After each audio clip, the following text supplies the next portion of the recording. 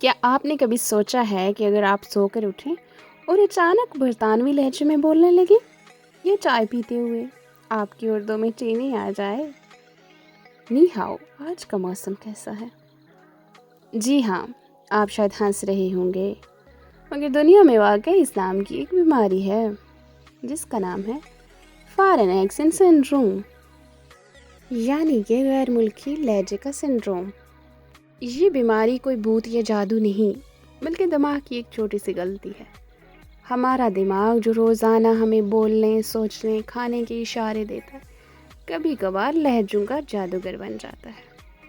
اور تب کسی کا دماغ کہتا ہے چلو آج سے ہم انگلش میں تھوڑا سا ایٹیٹیوڈ ڈالیں۔ یہ بیماری اکثر فالج یا دماغی چوٹ کے بعد ہوتی ہے۔ متاثرہ شخص کے بولنے والے حصے بدل جاتے ہیں اور آواز میں آتا ہے نیا انٹرنیشنل فلیور۔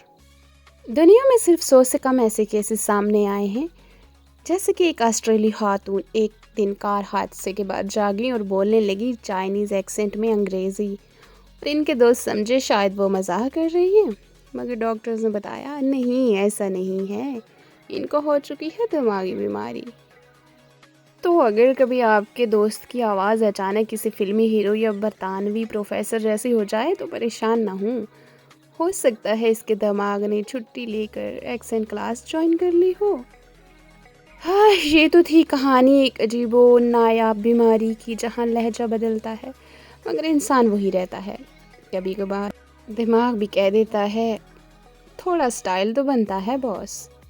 تو اگر اب کل جاگیں، سو کر اٹھیں اور اچانک پیرس کے فیشن شو کے لہجے میں بولنے لگیں، یا آپ کی امی باورچی خانے سے آواز دیں بیٹا روٹی بنا لو اور آپ جواب دیں او لالا نان سیبون، تو فوراً ڈاکٹر کے پاس جائیں، یا پھر کم از کم ڈکشنری اپنے پاس ضرور رکھیں۔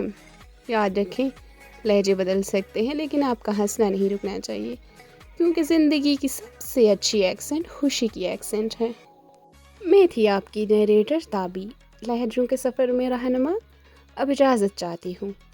اگلی بار شاید اسپینش ایکسنٹ میں ملوں۔ ہستا لا ویستا، اللہ نگہبان۔